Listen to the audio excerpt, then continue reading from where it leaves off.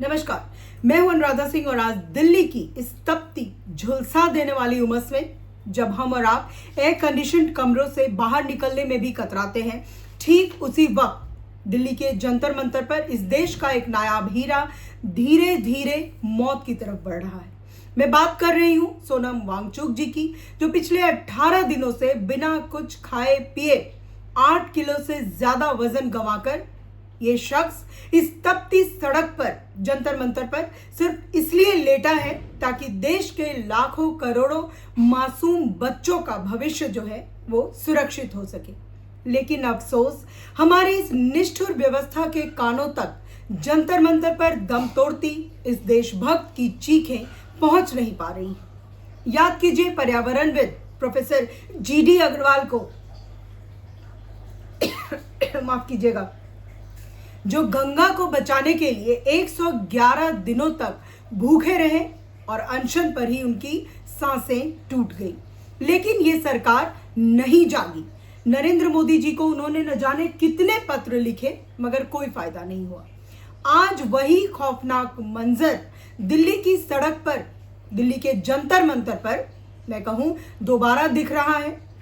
हम कहते हैं कि लोकतंत्र में प्रधानमंत्री देश का मुखिया होता है और एक परिवार का मुखिया, आप मुझे बताइए कि तब तक चैन की नींद कैसे सो सकता है जब तक उसके घर का कोई भी सदस्य भूखा प्यासा 18 दिनों से तड़प रहा हो।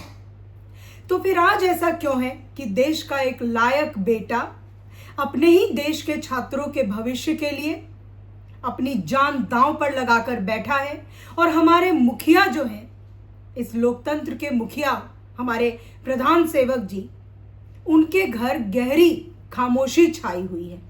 यानी कि उनकी पार्टी से कोई भी व्यक्ति मध्यस्थता के लिए, संवाद करने के लिए जंतर मंतर अभी तक नहीं पहुंचा है। क्या इस देश के लाखों छात्रों का भविष्य और एक देशभक्त की कीमती जान किसी मंत्री की मखमली कुर्सी से भी ज्यादा सस्ती हो गई है? लोग पूछते हैं कि समाधान क्या है। मुझे लगता है समाधान बहुत आसान है, अगर नीयत आपकी साफ हो।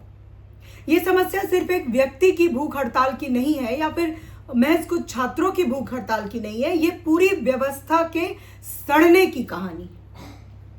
ये परीक्षा के पेपर लीक होने की कहानी है जो बार बार हर राज्य में हो रही है।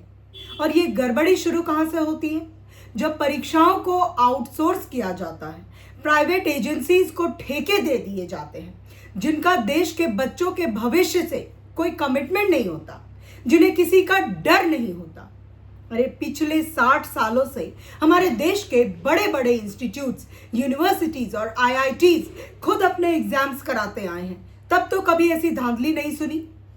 क्यों तब वहां काम करने वाले प्रोफेसर्स और फैकल्टीज की अपनी साख क्योंकि दांव पर होती थी। कंप्यूटर के जरिए सिर्फ मार्क्स टटोलने वाले इस नए सॉफ्टवेयर ने परीक्षा की मर्यादा को ही खत्म कर दिया। और अगर नेशनल टेस्टिंग एजेंसी एनटीए इतनी अक्षम है कि वो खुद ईमानदारी से परीक्षा भी नहीं करा सकती, तो ऐसी एजेंसी को तो तुरंत खारिज कर देना चाहिए। तो सरकार क्यों नहीं कर रही है? हमारी पुरानी और सुरक्षित व्यवस्था को वापस बहाल क्यों नहीं किया जाता?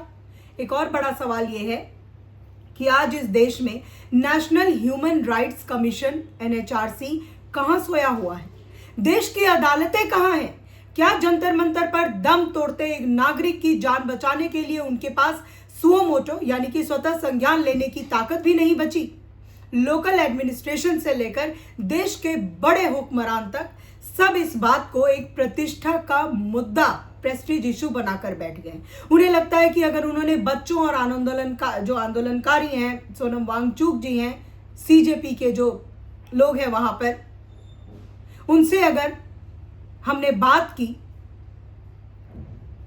तो हम झुक जाएंगे, सरकार झुक जाएगी।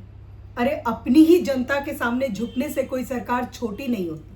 संवाद ही लोकतंत्र की पहली और आखिरी सीढ़ी है। वक्त बहुत कम है, रेत की तरह जो है वो समय हाथ से फिसलता जा रहा है।